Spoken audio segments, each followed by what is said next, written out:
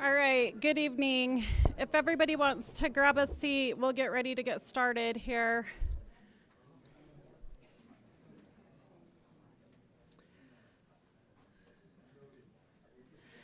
All right, thanks for being here, everyone. My name is Jamie Barnes. I'm the director for the Division of Forestry, Fire, and State Lands, and also the state forester. Thanks for being here on House Bill 48. This is an important issue, and seeing you all here is important to us. I want to go over a few things before we get started. We're going to have a presentation by Joseph that will answer a lot of common questions that we've had on this bill.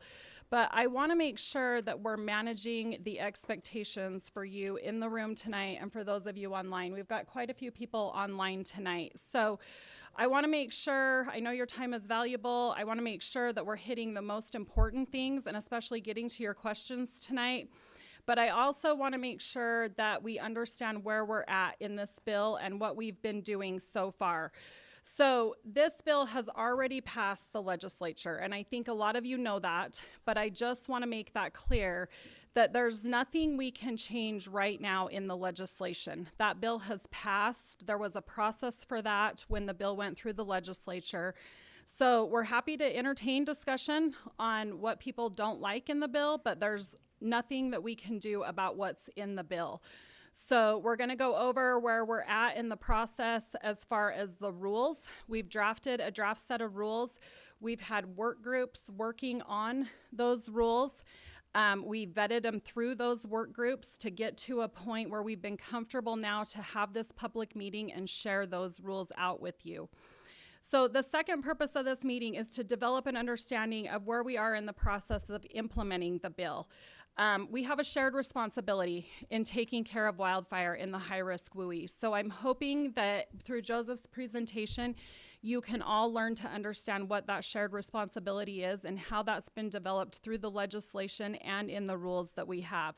So pay close attention to that, and if you have questions as we move through that at the end, please feel free to answer those questions. And then also, please let us know what your concerns are. We're happy to address those. The comment cards have been passed around. If you'll pass those to either end of the row, they'll be picked up, and then we'll do our best to answer all those questions. And then I also want to clear up a few misconceptions. There's been a lot of misconceptions and a lot of miscommunication on this bill. And number one is probably the fees. So there's been a lot of rumors about fees, and fees being thousands of dollars or hundreds of thousands of dollars. We're going to go through where we're at on the fees tonight, what the proposed fees are. We would like input on that. The fees are not thousands of dollars. They are not hundreds of thousands of dollars. The division's not looking to make money off of this. As you go through the presentation with Joseph, you will see that the fee is simply to help us to stand up this program, but it's a shared responsibility. It's what we're asking for to help stand up the program for those that are in the high-risk WUI. And then this is the first public meeting that we've had, so I'm hoping that as we move through these, a lot of that communication is cleared up through the misconceptions that have been put out there and the miscommunication. And the way we get to a common understanding of what this bill is, it's complicated, but it's through asking questions. So please don't be afraid to ask questions. And then I want you to pay attention to what is the high-risk WUI and what is that boundary and who has to use that boundary and who is supposed to map those WUI areas. Pay close attention to that. And then the lot assessments, how we can benefit from those and why there is a not a requirement, but an ask for lot assessments in the bill. So with that, I will turn it over to Joseph to start the presentation.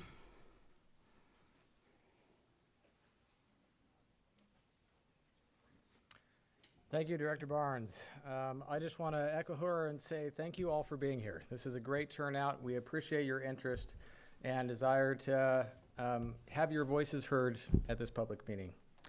So today I'm going to briefly share over the next 15 minutes the origins of House Bill 48, what's actually in the law, and why it matters.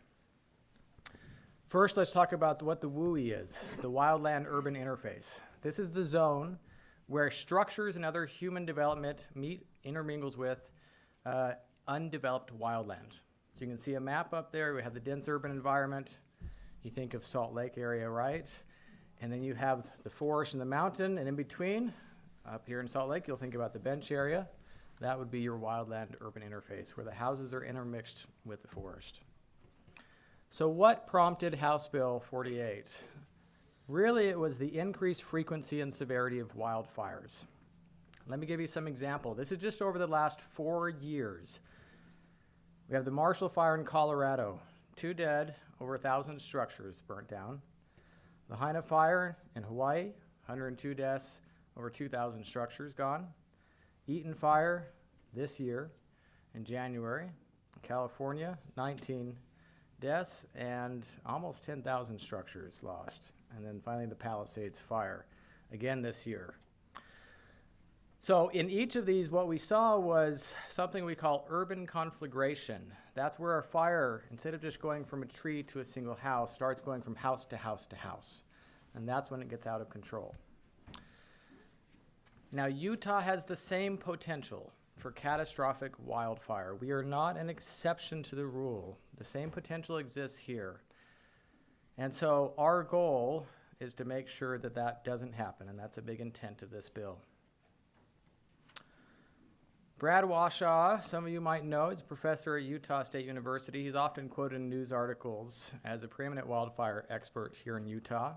And he says, when weather, topography, and fuels align, wildfires will behave on their own terms, no matter how many engines, crews, or aircraft are available, or how ample the water supply is. Those who live in the wildland urban interface have a shared responsibility with those around them to learn to live within the wildland fire zones. We saw this with the Palisades Fire. What you might not realize, that down there in California, that has the highest density of fire response of anywhere in the world. And it was not enough. So, what can we do here? First, let's learn a little bit more about wildfire. There's 3 reasons a house burns down. It can be through radiant heat. So that's where nearby fuels are heating up the structure to the point where it lights. And then direct flame, of course, the fire is touching the structure. And then lastly, embers. These are firebrands, and I'm going to show you a video here in a second. So the fire is shooting off these embers, and the wind's blowing them, and they're landing on the house or near the house. You might not realize that over 90% of structures are lit on fire through embers. This is the primary concern that we are worried about. So this is a great video from this year in Utah on the Monroe Canyon Fire. You'll see this. This lasts for just a few seconds, but you'll see these firebrands in the air, hundreds of thousands of them. For reference, the Monroe Canyon Fire burned over 73,000 fires, or 73,000 acres. That's roughly the same size as Arches National Park. Think about the impact of all these embers. So what we're hoping for with HB 48 is to reduce the risk of this affecting homes and communities. So how do we do that? Well, when property owners reduce their wildfire risk, a couple things happen. One is structural survivability increases, meaning that structure hopefully will not burn down when the wildfire passes through. We're assuming there's no firefighting resources just parked at the house, right? Your local fire department is wonderful to come and respond when you have a house on fire.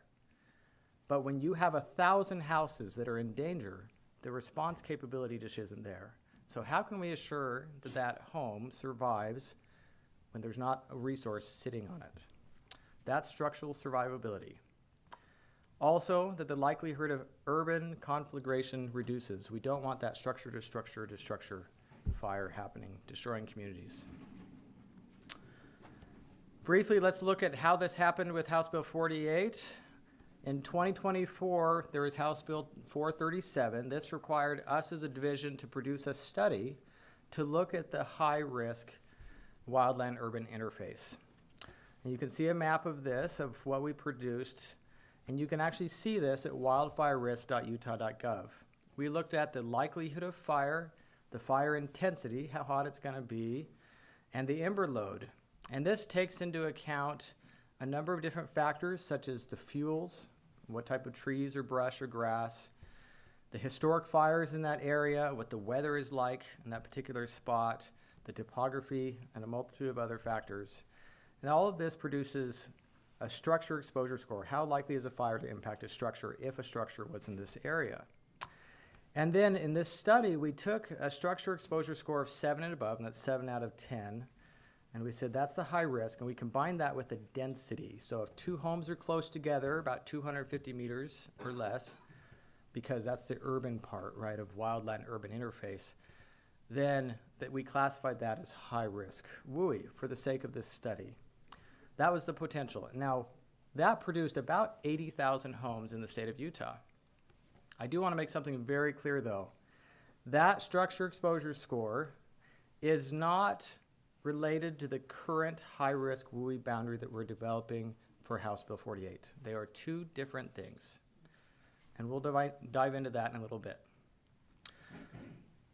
So when House Bill 48 went through the legislative process, there was multiple opportunities for community members to voice their concerns, or for legislators to say, hey, this is not a good idea. But at every turn, and you can see the dates here, at every turn this passed through committees and floors of each body unanimously, and it's signed by the governor. So now it's law, and then it gets passed to us as a division of the state to implement. Like Jamie said, we don't pass the laws, we just implement the laws. One of the ways we do that is through creating administrative rules. These are regulations that have the effect of law. And within House Bill 48, it outlines very specifically what we write rules about. We can't just make up regulations willy-nilly. We have to stick within the confines of what the law says. So we have a draft out. We've shared it with counties, municipalities, local government to get their feedback. And that will be sent through the state process for public comment here in the next couple weeks. We also will create policies that specify exactly the nitty-gritty details of how we're going to implement that. That's especially effective when it comes to the fees. The fees will not be in the administrative rule because that's more broad strokes. Those are going to be in policy. Let's look at the specifics of what's in House Bill 48. There's really 5 elements we're looking at. There's municipalities and counties required to adopt the Wildland Urban Interface Code. There's the high-risk WUI boundary map that we're creating. You can see a little picture of it up here. And there's the fee assessment that we're, for all the structures within that map area. And then we're doing lot assessments, going out and assessing the risk for each of these structures. And of course, the insurance requirements. I'll speak to the first 4 today, and then I'll pass it to Commissioner Stringham to talk about the insurance piece. On the WUI code, this is arguably the most important provision of the bill. The WUI code is a building code that requires property owners to take action to reduce their wildfire risk. The state does not enforce the WUI code. That is done at the county and municipal level. Now, municipalities is the addition in House Bill 48. Counties were already required to adopt it a few years ago. This adds municipalities to that they're also required to adopt and enforce the WUI code. When they do that, they have to draw a line on the map, a boundary within which that code will apply. Now, they get to do that however they want. We don't dictate how they draw their WUI map. The local municipality does that all on their own. And so if you have questions on that, please go to your municipality or your county in question. This is the enforcement mechanism for reducing wildfire risk on private land. House Bill 48 is not an enforcement mechanism. It's an education mechanism. So this is a question we often get is, what about vacant land? I have a house, next to me is an overgrown property. Who's going to make sure that they take care of that? That's the WUI code. That has nothing to do with House Bill 48. Let's look at the boundary.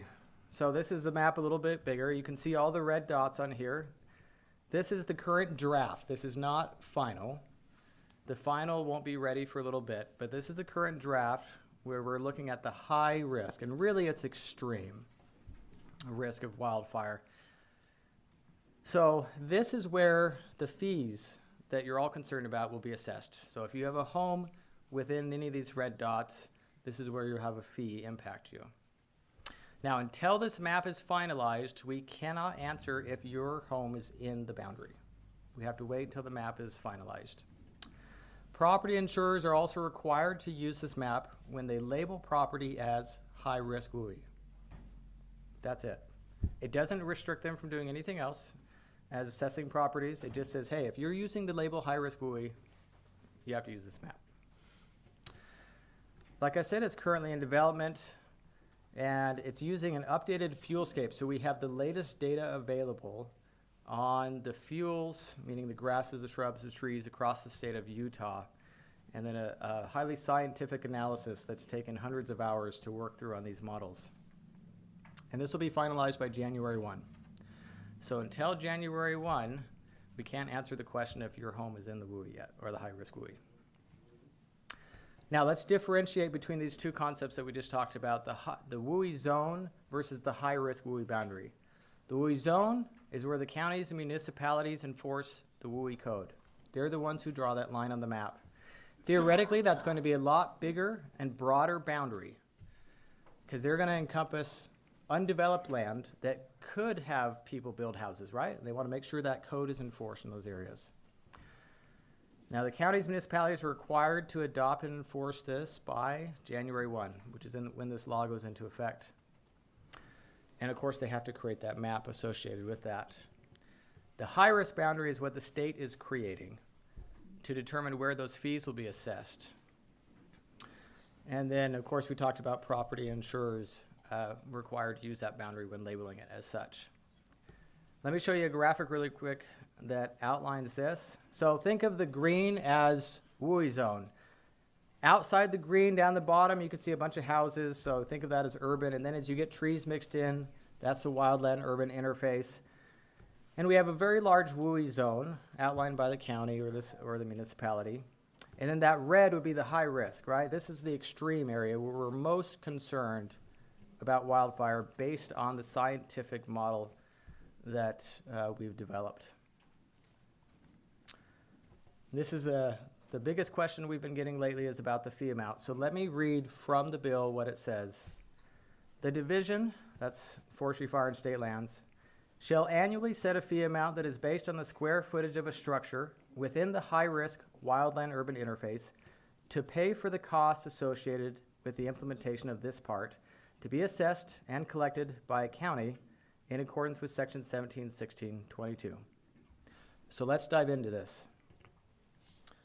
So the division is the one who sets the dollar figure. We set the amount, and we're going to talk about what that is. In the first 2 years of the program, we're looking at between $20 and $100. There's a reason for this, and I'll mention this here in a second. Remember, this is meant to pay for the cost of the program. We don't know what those costs are yet. So think of this as an introductory fee until we can ascertain those costs. And again, the fee is only on taxable structures. So who determines what a taxable structure is? The county does. They get to determine what a taxable structure is. We're not dictating that from the state level. Now, after the first 2 years, that $20 to $100, afterwards, then we'll have an idea what those costs are. So then we'll adjust the fees based on what the costs of implementing this program are. And also by then, we hope that there's a majority of lot assessments are done on individual properties.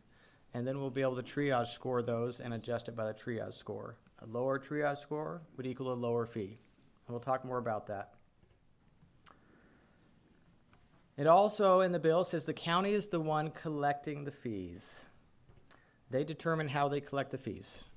We don't dictate that. Majority will probably do it along with property tax process, but again, they get to determine that. This fee is not punitive. It is just meant to cover the cost of the program. The fees are deposited that come to the state into the Utah Wildfire Fund. and they may be allocated to counties based on the agreement we have with each county to cover their costs. Like I mentioned before, they can only be used to cover implementation costs. These are things like going out and doing the lot assessments on the ground. If we're looking at 70 to 80,000 homes, that's a lot of lot assessments. And the cost to collect the fees, to do the mapping, the database software, things like that. These are the elements that are going to go into those costs and those fees. Let's look at the lot assessments. So these must be requested by the property owner. We have no authority to just walk on your property. You have to ask us to. And these will be completed by a WUI coordinator, that's the term in the bill, certified by the division. And these assessments will use a prescribed standard methodology being developed by Forestry and Fire and State Lands. Now, you might ask, what is that methodology? What is the criteria? We're still developing that. When we have that available, then we can share it with you. Well, also, the other question we get asked is, how are you going to accomplish that huge of a workload? Well, there's a twofold approach to this. We'll be staffing up and training WUI coordinators within the division, but we'll also leverage our wonderful relationships with our partners, many of which I see in the room, via the cooperative wildfire system. So between all the partners in the division, we hope to be able to accomplish this within the first 2 years. Now, that assessment methodology will use two things. First, the WUI code, and that's outlined in House Bill 48, and also the latest scientific methodology available, which is NFPA Firewise. Lot assessments really are looking at two things. They're looking at survivable space and home hardening. Survivable space is about creating distance between the structure and the vegetation to prevent fire from reaching the home. Remember, direct flame and radiant heat are the things we're worried about with that, thus increasing the likelihood that the structure will survive a wildfire. You'll notice that there's boundary lines in the photo, splitting the lot into different zones with its own vegetation requirements. Home hardening is using ignition-resistant materials and methods to prevent embers from accumulating and catching the structure on fire. So between both methods, controlling the vegetation and what the structure is made out of, we can hopefully keep it alive and survive. Let's look at the triage scale. So House Bill 48 says that when we do a lot assessment, that will produce a triage scale, again based on the WUI code, split into 3 classifications. Think of the top classification as the extreme, most extreme risk. In that case, they're not fully compliant with either the survivable space or the home hardening requirements of the WUI code. In the middle, still very risky, right? They're compliant with the survivable space, but not the home hardening. And finally, down at the bottom, still high risk, but they've done everything they can to be compliant with the WUI code. Now, that structure still sits within that high risk boundary. Because they've done work, it doesn't take them out of that boundary. They're still within that boundary.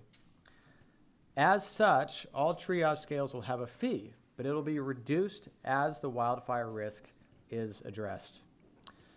Starting in 2028, properties without a lot assessment will be classified at the highest risk level.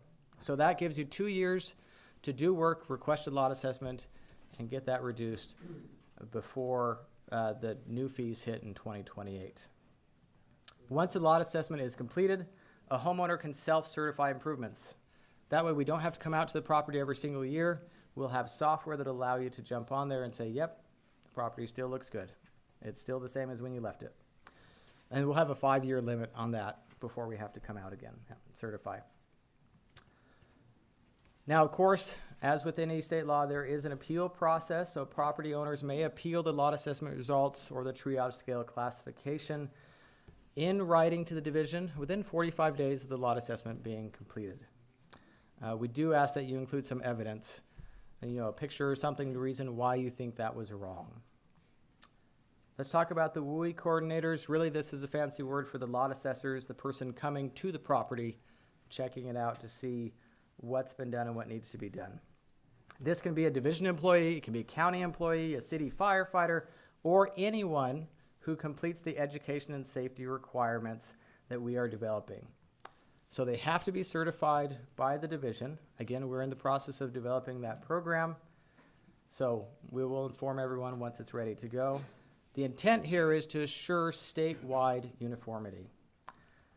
Any lot assessments done prior to the implementation of this program are wonderful, but they're informational only. They have nothing to do with House Bill 48. So if you just got your lot assessment done by your local fire department, wonderful. Take action on what they said, but you'll need to get a new one by a certified person with the division once that program is complete. Let's talk about information sharing. So the law does specify that we have to collect all this data from the lot assessments, and then we have to share it out in specified manners. So the insurance companies will be able to see the triage scale, not the full assessment. They won't be able to see pictures of the house or what you've done, but they will be able to see if you're 1, 2, or 3. That's it. The counties and the division are sharing all data because this is a joint project. We're working together to implement this law. And of course, as the owner of the property, you get a full assessment report that has recommended actions to reduce your wildfire risk, again, based on the WUI code, FireWise, and then IBHS. Now, between the division and the county, we need to have an agreement on how we're going to implement this law. So that'll be the Wildland Urban Interface Agreement. It'll specify who will perform the lot assessments, who is using the fees that are collected, how they're going to be used, who has access to the information. This will all be outlined in agreement. Again, a reminder that the fee collection, all those funds can only be used towards this program and nothing else. Okay, finally, let's look at the impacts of House Bill 48. For the homeowner, if you have a structure in the designated high-risk WUI area, it'll be subject to a fee. And as that homeowner, you have the option, and we highly suggest you request a lot assessment. And then properties in the local WUI zone, remember the county municipality, they'll be subject to their WUI code. For the municipalities, they're required to adopt the WUI code by January 1, which requires also creating a line on the map where that will apply, and they have to enforce it, of course. They also have the option to assist with lot assessments if they so choose. For the counties, they're the ones collecting these fees. They also have to enforce the WUI code and sign the WUI agreement with the division, and they can also assist with lot assessments. The law also specifies that if there is any high-risk WUI in their county land, that they have to participate in the cooperative wildfire system, which they all already do. Lastly, for the division, what we're doing right now is writing the administrative rules, those regulations, and we talked about that already. And we're also creating that WUI agreement. That'll be ready by January. We have to set the fees. That's part of what we're talking about tonight. What you'll see over on that side is a poster board that has different fee options. So after the Q&A, we recommend that you take a look at the poster boards that have more detailed information and even that fee poster board. We'll also have the high-risk WUI boundary done by January 1. And then early in the year, we have to send a notice out to all the property owners within that boundary line, letting them know that there's a fee coming. And by the spring, we hope to have the certification program ready to go for the lot assessors. And of course, for that, we'll need the software and database to go along with that. And by January 2028, we are required by this law to have those lot assessments completed. So in summary, House Bill 48 addresses wildfire risk at the individual level, educating homeowners on specific actions they can take to better protect their property from the very real threat of wildfire in Utah's Wildland Urban Interface. That is it. Thank you. Next, we'll hear from Commissioner Stringham.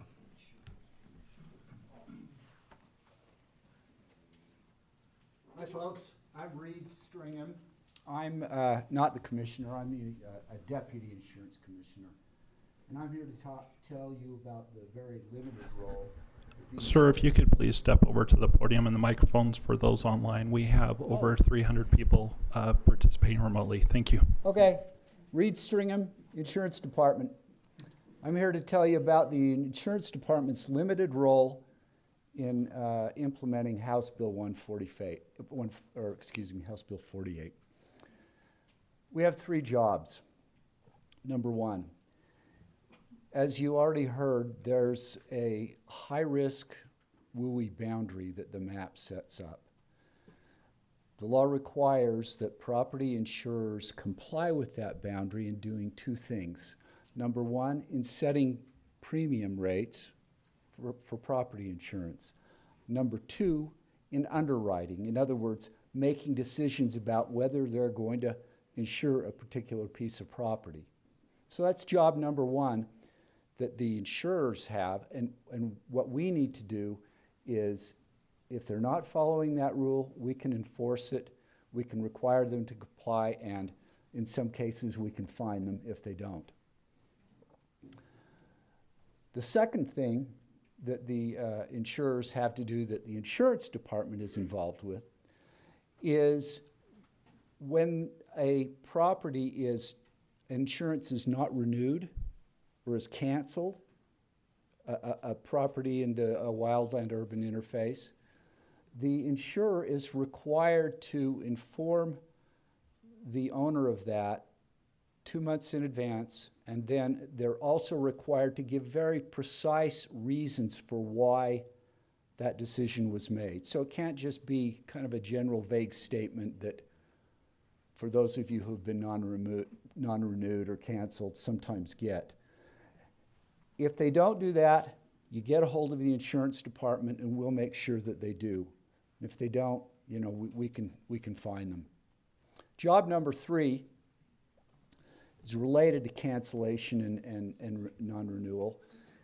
If a piece of property that's in the WUI gets, if the owner gets a notice that says, your insurance rates are going up more than 20%, the property owner has a right to say, insurance company, you have to tell me why, and you have to give me very specific reasons. Again, if the insurance company doesn't do that, get a hold of the department, and the department will require them to do it, and we can, as I've said before, fine them. So those are the 3 things that we're involved with. And thank you.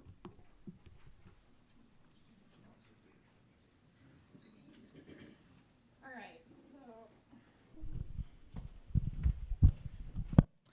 we're going to move now to the question and answer portion. So how do we want to do this? Yeah, if you can pass your questions to the end of the rows, we'll go around and collect them while we get started on the ones I already have. As you just heard, there are 300 people online and over 100 people in the room. So we are not going to get to everyone's questions, although there are a lot of common themes. But if we don't answer your question, there will be time afterwards you can go around and find someone in a logoed shirt, or the insurance commissioner, who's not wearing a logo shirt but is wearing a tie. That's how you know he's not with Forestry, Fire, and State Lands. So the first question I'm just going to answer. I don't think the panel needs to take this one, but we've been asked where we're having other meetings, and if a meeting can't be attended, how can they watch what happened in the meetings? So we have this meeting tonight. We have one on the 13th in Richfield and one on the 18th in Cedar City. Those will also be streamed, not streamed, but you can join virtually. But this is being recorded and can be watched on our division YouTube page, which is the Utah Division of Forestry, Fire, State Lands, and that link was in the agenda that everyone probably saw. So I'll give you that. Oh no. This is not helping with getting to all the questions. Okay, as you can imagine, a lot of the questions revolve around fees. So I'm not sure how the panel, do you want to rock, paper, scissors, who answers, or do you want me to pick someone to answer? Well, give us a question Okay, and then we can decide so who I goes guess, best. you know, the common question is, how much is the fee going to be? Who is imposing the fee or collecting it?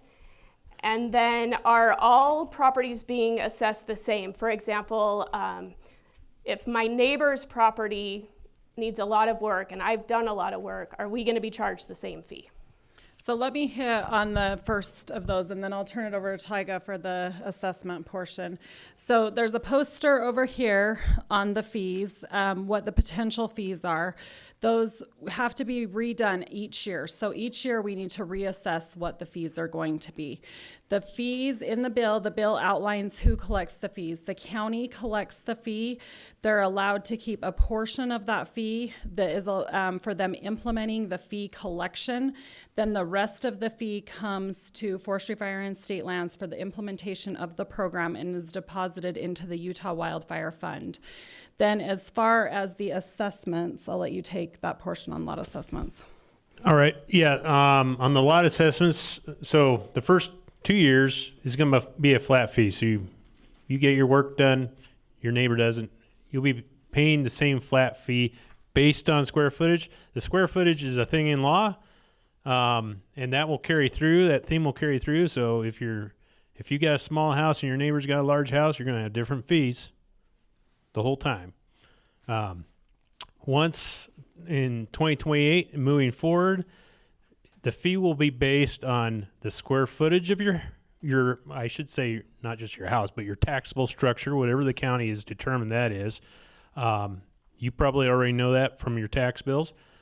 And what that triage score is. So if your neighbor and you have the exact same house, square footage, you did all your work, they didn't do anything, they're going to have a higher fee based on their classification level multiplied by their square footage than you will.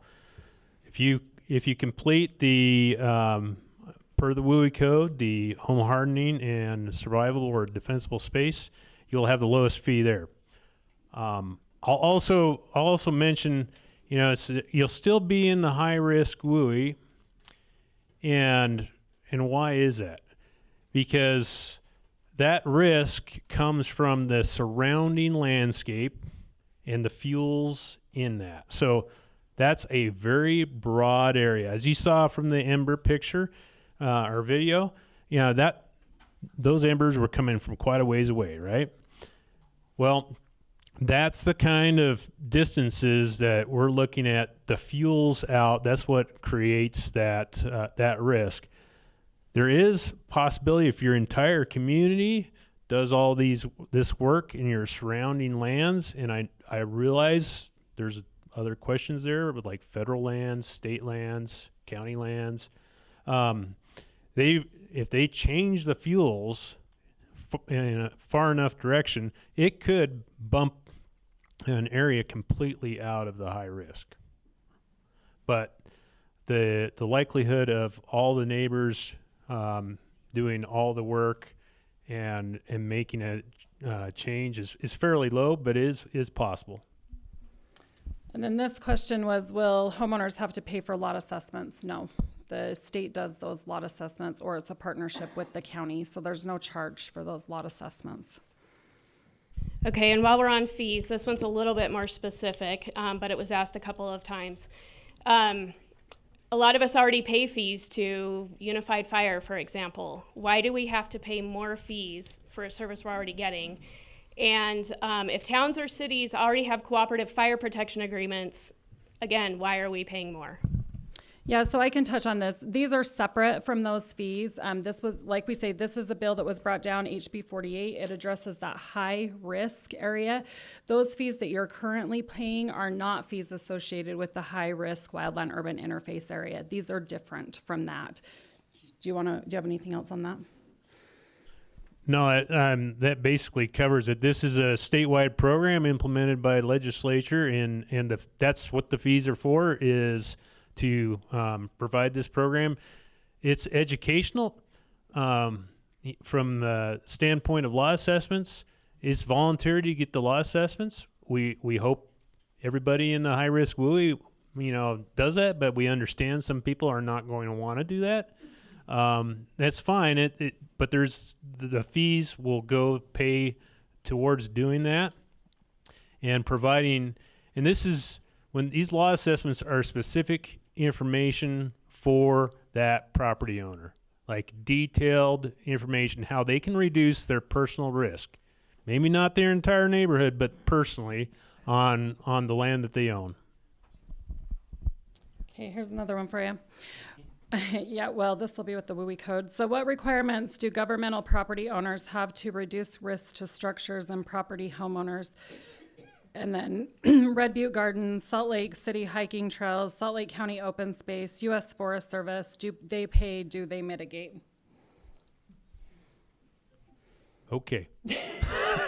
There's a few things in here. Well, I'll hit the easy one. Yeah. We can't bill the federal government for their lands. They've got they'll have problems with that federally. But there is potential situations on federal lands. There's summer home leases and stuff like that will people have owned property on federal lands in certain areas that will be subject to this, but the federal government won't. And then the WUI code requirements. So what requirements do property owners have to reduce risk to structures? So where we're sitting at is the current WUI code is 2006 vintage, and it's a building code, and it's complicated. I there's a lot of things involved. It would be great if it was like a modern WUI code, because that would make our life a lot easier, because it's much cleaner and straightforward. It involves a lot more science than was originally adopted back then. But from the standpoint of who enforces that, that's the counties and municipalities. So that's the lens that they'll be looking at for House Bill 48 and the high risk WUI area. That is the basis that we'll use to classify the triage level of those properties. But we're also looking to provide the recommendations from current National Fire Protection Association, FireWise standards, IBHS, which is the Insurance Institute for Business and Home Safety, who's done a lot of scientific research on. Oh, your question was answered? I asked the previous question. What do the property owners like Salt Lake City, Salt Lake County that own some of this open space, what do they need to do to mitigate the issues with overgrowth to help the residents Okay. their properties? Appreciate that. So what does if the county owns land, what do they need to do? Well, they need to do fuel reduction. They need to do all the same things.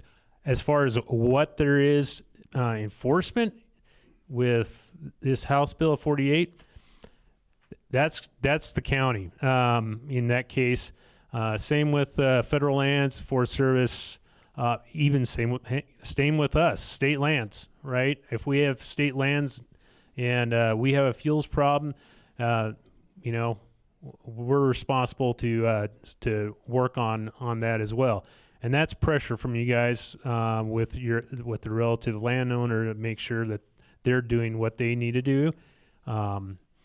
This is very much focused on private property owners and education efforts to hopefully get you guys the information you need to best reduce your risk. So the next question is what data and year of data is being used for the map, and how often will it be updated? So it's the latest data that's available for the map, which is... So without going into complete geekery for you, because we're using the very latest scientific methods for determining wildfire risk. And one of the things that you'll notice, we have the URAP, the Utah Wildfire Risk Assessment Portal. It's an open portal. You can go in there and you can look at general risk around your community right now. A lot of that data, the base layer of everything that we start with is the fuels. Those are remotely sensed and put into fire behavior fuel models. so it classifies the vegetation. We have, for the purposes of this high risk WUI, we use the 2022 is what currently is in URAP. That was the latest.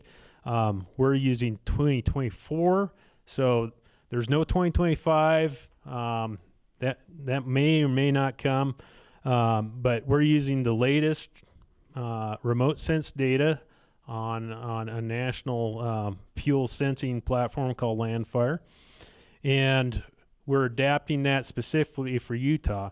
This is actually one of the reasons for the House bill, is because insurance companies run their own risk models, and they're based on who knows what. Those are proprietary. We don't know.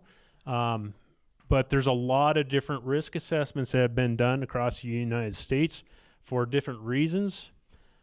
Ours is specifically calibrated for the state of Utah and the fuels and the terrain and climate here, period. We're using the latest weather in that. So if you talk to any firefighters, fire behaviors, fuel, weather, and topography, we're using the latest weather, the latest fuels. Topography hasn't changed that much, but the underlying piece of that is we've also incorporated new adjustments to that fuel model to account for issues that we've had in the past with how we model agricultural lands. So we're doing a better job of that, showing what's actually burnable versus unburnable, or less likely to burn. The other thing is for risk. Risk has a lot to do with probability and exposure. And I used the example earlier is your risk of winning the lottery is pretty low if you play, but it's zero if you don't play, right? So that's trying to get to what we're also looking at is the latest fire currents data. So that's been updated with the latest fire currents data because that helps generate what the likelihood of a fire is in every particular area across the state. They run these risk models through supercomputers to develop a probability, a probabilistic type of model and risk, to using that latest information. And where we're at right now is we have a draft, and that's why we're not getting into super detail, because we're still looking for issues, but things are looking much better from what our fuel scape is, what that underlying base model of vegetation is, than has been in the past. And with all the latest weather and fire currents data, it's looking pretty good, but we have to go through that with a fine-tooth comb, because I can tell you this, all models, they're just models. They're not 100%, right? This is a scientific model, so there could be issues in there, and we're trying to minimize that. And I know there's folks that are frustrated with how long it's taken to get this map out. Everyone wants the map. Understand that. We're trying to make sure the map is as accurate as possible before we put that out there. So Tyga, we've had a couple of questions. When can they see the map? So the one draft was on the screen tonight, which we can flip back to, which is very high level. Yeah, it's a very high level because we still needed it, fine-tune stuff. But it will be out by January 1st, right? And I know it's like people want that now. We're going to try to get it out before that, but like I said, we want to make sure that thing's as accurate as possible. And we were just working with the modelers this morning, as a matter of fact, fine-tuning aspects and getting what you see up there. So it's been a hard push. This is not simple stuff, but we want to do it right. Okay, so we're going to quickly turn this map right here that you see. This is a very high level draft of the map. I know that doesn't tell you much, but that red area is what you're looking at as the high risk WUI area in the state. But we're not at a point where we can type in your address and tell you if your home is in there right now, but that is the area that we're talking about. So quickly, let's move on, or we're not going to get through all these. The map will be updated yearly if there's new available data in that map. That was one of the other questions. The other question is, will any funding be provided to help homeowners with structural hardening? The bill doesn't provide any funding for structural hardening in there. We do have avenues through the division that we can do work in communities for fuels mitigation work, things like that, not through HB 48, but through other avenues that we can do fuels work in community to reduce your wildfire risk.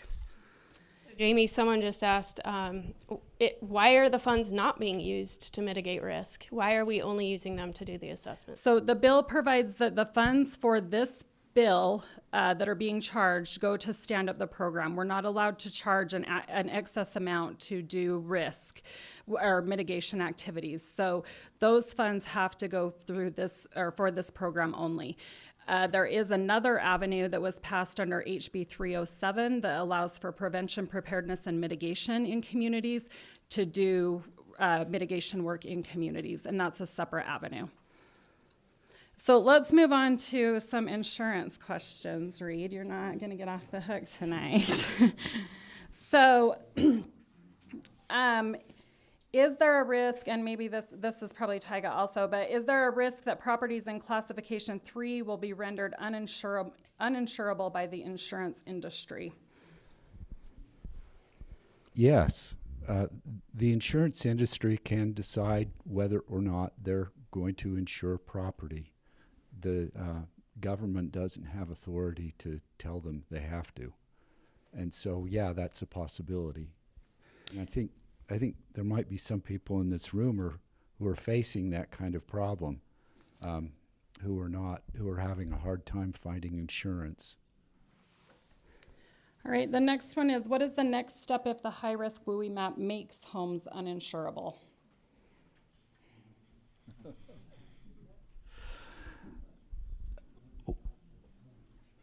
There's no answer to that one yet. You know, some of you who have looked at this issue know that there are some states that have a program for an insurer of last resort. If you can't get insurance in the private market, you can turn to a government program. I can tell you that those programs are not great. You pay through the nose for their coverage. The coverage is not as good as you'd get elsewhere, but at least it provides something. That would be a decision that the legislature would have to make, and I don't know whether they would have the appetite to do that, because they'd have to figure out, well, how are we going to finance this? Where are we going to get the money to pay for it? There are some options to self-insure, to create if you're part of a homeowners association, you can create your own insurance company and try to do that, work with that. I don't know if anybody has looked in. There's a market in insurance. There's a traditional market where you can go to buy insurance, but there's also something called the surplus lines market, which insures risks that can't be insured in the regular market. And sometimes people are having success going to the surplus lines market. And if anybody has questions about surplus lines, they're free to call the department, or you can call me and I'll put you in touch with someone who can answer more questions about that.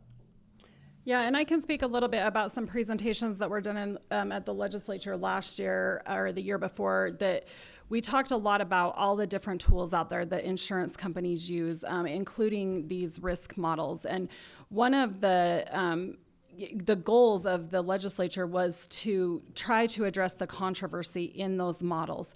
So by creating a model through the state that identified where the high-risk WUI was to try to alleviate controversial models.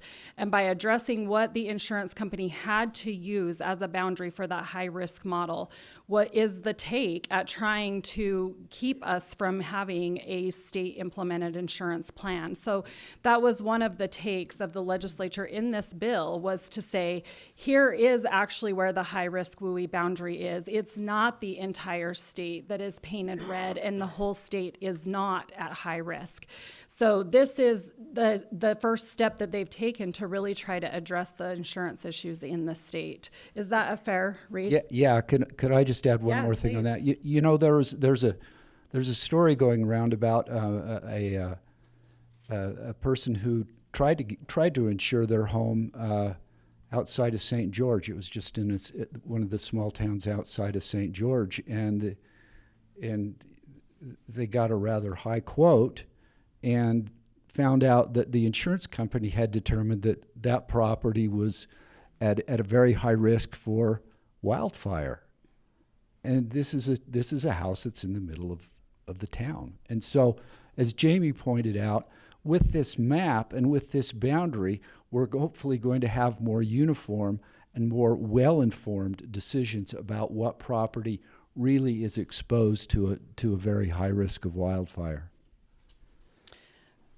So a lot of these questions are along the same theme of what is the state going to do to try to keep insurance here. The last thing that the state wants, I believe, is to lose insurers in the state of Utah. That reduces the competitive market and increases the rate of insurance. So that's been one of the goals that we've been working on, is to try to keep insurers here. Yeah, if you go in and tell insurers how much they're going to charge, they're just going to say, okay, we won't do business here. And that's, that makes it worse in the long run, because nobody has choice. So it's kind of a fine line we have to walk. We can't be too heavy with the insurers, but at the same time, we need to make sure that they do follow the rules and do what's right. And we're running really short on time, so let me address this question and then we'll decide how we're going to handle the rest of these. But this one says, insurance companies already use wildfire mapping for their ratings. How can insurance companies use Utah's mapping for rating if not integrated into their systems? We are working with them to get this high-risk WUI boundary integrated into their systems. That's one of the things that's been so complex with this, is getting an API that they can integrate into their system, so they're not going to our website every time they're writing a policy or determining what a premium or something is on a policy. So that's in the works. It's been very complicated, and that's one of the reasons that this is a little bit delayed. So that should answer that question. How many more questions do we have? Well, we have a few, but they're all very similar. I think it might be most beneficial if folks could take the time to look at the posters and then find someone to, if you didn't answer your question, there were quite a few pretty technical questions about the modeling. And Tyga or Tommy, Tommy, sorry, raise your Tommy, hand. you didn't know I was going to call you out. Tommy would be great at answering those questions if you have really technical modeling questions. He's our modeler, supermodel. So let me tell you really quick, for those of you who didn't get your questions answered or have more questions, the gentlemen back here in the uniforms, these are our wardens from your counties. They're great resources. They'll be here tonight to then answer your questions. Any of us here can answer your questions. We'll stay as long as we need to. So please ask us what you need to, but we'll end this session of the meeting, and then we'll break and you can look at the posters and take the time that you need. So thank you for being here. Please let us know what other questions you have. Please let us know any concerns you have, and thank you for coming.